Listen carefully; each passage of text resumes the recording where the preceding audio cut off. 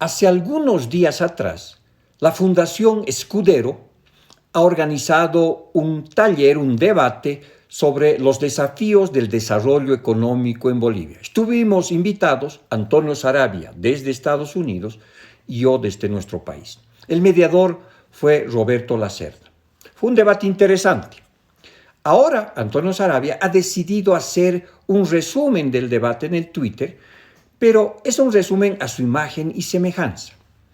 Es decir, coloca las cosas que ratifican su posición, sus ideas. Se presenta como el salvador de la patria, como aquel libertario, ¿no es cierto?, como aquel diáfano defensor de la libertad contra el ogro estatista que sería aquí yo, el profesor Chávez. Lamentablemente, su resumen no corresponde a la riqueza que tuvo el debate. Porque en primer lugar, ¿no cito?, el desafío de Bolivia no es solamente el estatismo, como dice aquí en este tuit. Estamos totalmente de acuerdo, y en el taller lo dijimos, que uno de los problemas de Bolivia es el estatismo. Por lo tanto, en esa época, cuando debatíamos esto, sugerí cortar gasto público, inversión pública, racionalizar el Estado, etcétera, etcétera. Pero no es el único problema. La economía boliviana tiene enormes desafíos en capital humano, tiene graves problemas de productividad y competitividad, tiene serios desafíos de organización estatal, regional y nacional, tiene serios problemas institucionales, piense en la justicia boliviana, tiene enormes dificultades de coordinación entre los diferentes sectores y actores económicos, estamos frente a una enorme polarización. Es decir, el desarrollo tiene un diagnóstico mucho más complejo que decir simplemente el Estado es el problema. Y bueno, privaticemos todo y automáticamente las soluciones van a venir a flote. Además, en el debate yo dije claramente que es necesario retirar el debate nacional sobre el desarrollo de los instrumentos, más Estado, menos mercado, menos Estado, más mercado, y focarnos en los objetivos del desarrollo, que es una cosa relativamente cursi, que la gente viva mejor, que tú o yo vivamos mejor, que tengamos mejores condiciones de empleo, que seamos capaces de producir mayor riqueza, más libertad, etc. Por lo tanto, ¿no es cierto?, el debate en nuestro país es volvernos a concentrar en los desafíos del desarrollo y entender que el desarrollo es una construcción colectiva sumamente complicada. En otro tuit, Sarabia dice que los individuos estamos sometidos a los políticos. Y esto me suena muy simpático, pero me huele a Milei, que nos dice, el problema es la casta. Por supuesto, si el problema es la casta, eliminemos el Estado y que no haya políticos, ¿no? Y que lo único que tenemos que hacer es simplemente dejar que la propiedad privada se consolide y que todos ejerzan su libertad y automáticamente, ¿no?, en una comunidad de islas vamos a resolver mágicamente nuestros problemas.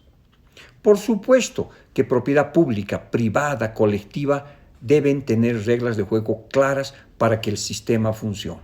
Por supuesto que estos políticos que ahora nos gobiernan son un desastre. Pero pueden haber otros políticos, como hubieron en otros países, que entiendan que los países necesitan, ¿no es cierto?, visión, misión y articulación de políticas públicas, que no mate la iniciativa privada. Por lo tanto, ¿no es cierto?, que juegue un papel coordinador. Y esta afirmación de que todos los países que tienen un Estado grande se suman a la pobreza es una más de las píldoras ideológicas que Sarabia nos presenta. Eso es pura ideología, no son hechos, esos son deseos. Es evidente, como dice este tuit, que gran parte de la informalidad se explica por gente que huye de las reglas del Estado. Pero también se explica por un dinamismo propio del tipo de emprendimiento de sobrevivencia que existe en el país. Esta idea del capital muerto que nos hablaba hace muchos años Hernando de Soto, contradice esto. Al contrario, en la informalidad puede estar el dinamismo capitalista, que muchas veces se hace contra el Estado, huyendo del Estado, pero también como forma propia del desarrollo empresarial en nuestros países. Por lo tanto, aquí hay que tener muchísimo cuidado de pensar que cuanto menos Estado exista, mejor va a ser la economía informal productiva y más competitiva. No es así. Son condiciones estructurales que hacen que un país tenga una economía informal gigantesca, lo cual en parte es malo, pero ahí está, pues, si somos consistentes con nuestro pensamiento, las semillas de un capitalismo popular. En este otro tuit, nuevamente, Sarabia carga las tintas y me hace decir cosas que no creo. En primer lugar, ¿no cito?, la idea de los impuestos es fundamental. No hay Estado en el mundo que no pague impuestos. Yo no sé, Antonio, cuántos impuestos tú pagas en Estados Unidos y cuántos has dejado de pagar. No hay sociedad que no requiera de impuestos, porque requiere de un Estado, aunque sea mínimo, requiere de ingresos que vengan. Y por supuesto, cuando hablamos de justicia distributiva, es bueno que los ricos paguen más que los pobres. Eso es muy elemental y eso no es malo.